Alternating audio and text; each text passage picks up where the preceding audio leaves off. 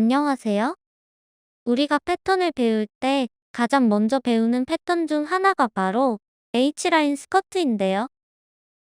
자, H라인 스커트 패턴을 1차원적으로 접근하면 제일 먼저 어떤 형태가 떠오를까요? 여러분들이 콜라병을 이쁘게 포장한다고 생각해 보세요. 제일 먼저 뭘 준비해야 할까요? 맞습니다.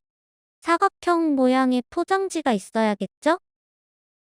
그런데 여기서 문제가 생겼습니다. 그건 바로 위쪽으로 올라갈수록 좁아지는 콜라병 모양을 어떻게 포장할까 하는 문제인데요.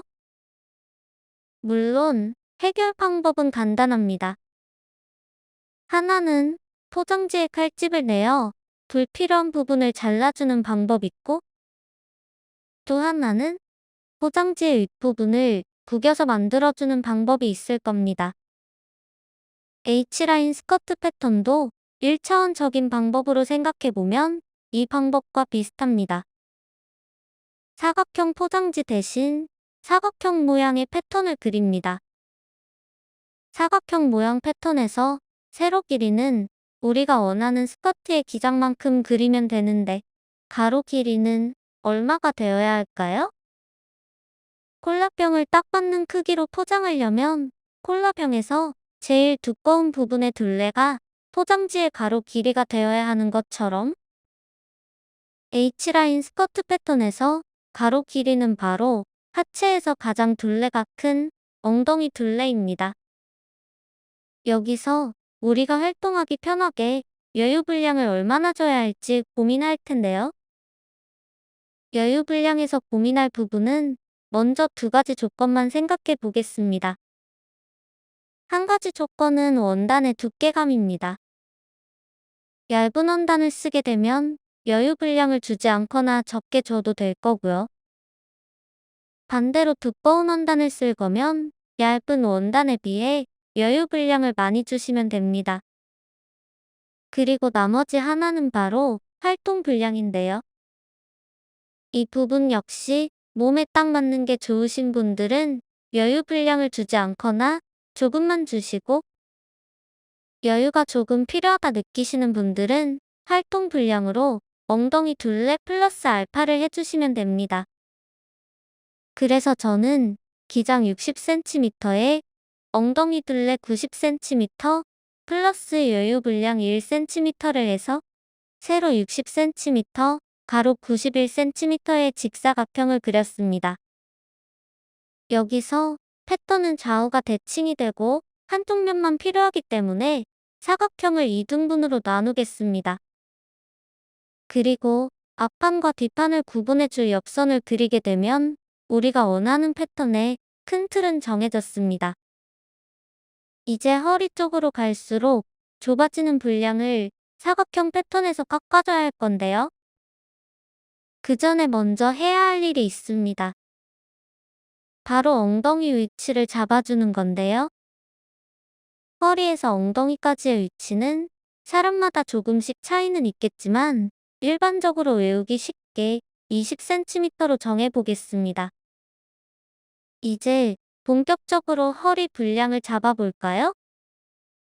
1차원적으로 허리 분량을 잡을 수 있는 방법은 옆선 절개를 밀어넣어 허리 분량을 잡을 수 있습니다. 하지만 이때 옆선에서만 허리 분량을 잡게 되면 그 효과가 중심 쪽까지는 가지 않기 때문에 우리는 다트라는 것을 넣어줍니다. 다트를 넣어주기 위해서 먼저 옆선에서 잡혀있는 분량을 등분해 줄 겁니다. 참고로 여기서 몇 등분을 할지 헷갈려 하시는 분들이 계실 텐데요. 어떤 자료에는 2등분을 하라, 어떤 자료에는 3등분을 하라, 이렇게 내용이 다르다 보니 헷갈릴 수가 있을 겁니다. 지금부터 전혀 헷갈리지 않게 제가 정리를 해드릴게요. 다트 개수 더하기 1을 한 수치로 등분을 하시면 됩니다. 예를 들어 다트를 1개 만들 거면 2등분, 2개를 만들 거면 3등분, 3개를 만들 거면 4등분 해주시면 됩니다. 등분을 한 다음 제일 바깥쪽 분량의 포인트점은 옆선 라인을 그려주고 나머지 분량들은 다트로 빼줍니다. 그런데 여기까지만 작업을 하면 한 가지 이상한 점이 있죠? 그건 바로 앞판과 뒷판의 모양이 똑같다는 겁니다. 이렇게 패턴이 끝나버리면 재미없는 패턴이 되니깐 우리는 여기서 조금 더 연구를 해볼까요? 사실 여기서부터가 진짜 중요한 부분일 수도 있습니다. 바로 다트의 비율을 나눠주는 건데요. 인체의 체형상 측면에서 봤을 때 앞보다는 뒤가 더 실루엣이 안쪽으로 들어가 있습니다. 여기서 알 수 있는 사실은 뒤 다트 분량이 앞 다트 분량보다 많아야 된다는 사실입니다. 그래서 앞 다트에서 약간의 분량을 빼서 뒤 다트 쪽으로 보내줄 건데 허리 사이즈는 그대로 유지가 되어야 하기 때문에 앞 다트에서 뺀 분량만큼의 동일한 분량을 뒤 다트 분량으로 넣어주면 됩니다. 예를 들어 앞 다트 양쪽에서 0.2cm씩 분량을 줄였다면 뒤 다트 쪽에서는 동일하게 0.2cm씩 다트 분량을 키워주시면 됩니다.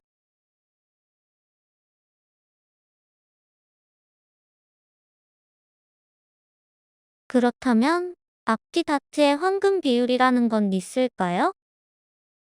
앞서 말씀드렸지만 사람은 개인마다 체형이 다르기 때문에 누구에게나 딱 맞는 황금 비율은 있을 수 없습니다. 대신 우리는 어떤 체형에 어떤 비율을 써야 하는지 정도는 알아볼 수 있을 텐데요. 힙 단면을 보면 크게 세 가지 형태의 체형으로 나눠볼 수 있습니다. 일반적인 체형, 골반이 옆으로 넓은 체형, 골반에 비해 엉덩이가 튀어나온 체형. 일반적인 체형은 우리가 앞전에 만들었던 밸런스의 패턴을 사용한다고 봤을 때 골반이 앞뒤에 비해 옆으로 많이 벌어진 체형은 옆선 쪽에서 분량을 더 잡아주고 허리 사이즈 유지를 위해 나머지 다트 분량을 조정해주면 됩니다.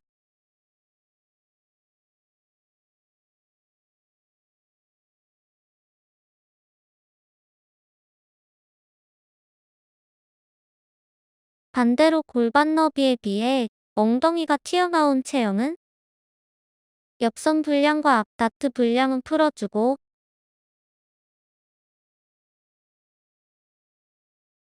뒤 다트 쪽에서 분량을 많이 잡아줍니다.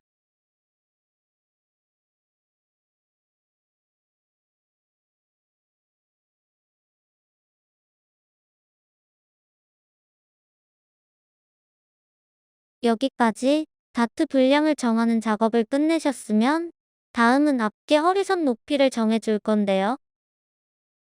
허리선 높이는 앞쪽을 뒤쪽에 비해 높게 잡아줍니다. 그 이유는 아랫배 분량은 감싸주고 뒤쪽으로는 들어가 있는 허리 라인을 안정적으로 잡아주기 위해서입니다.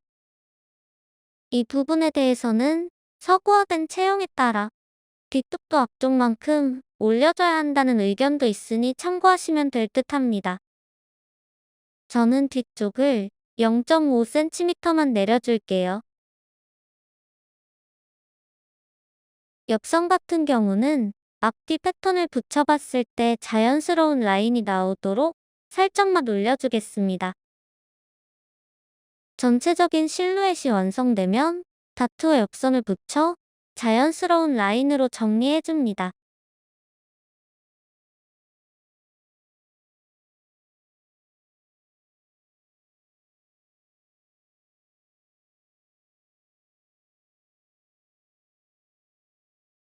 이렇게 H라인 스커트 패턴을 완성해봤는데요.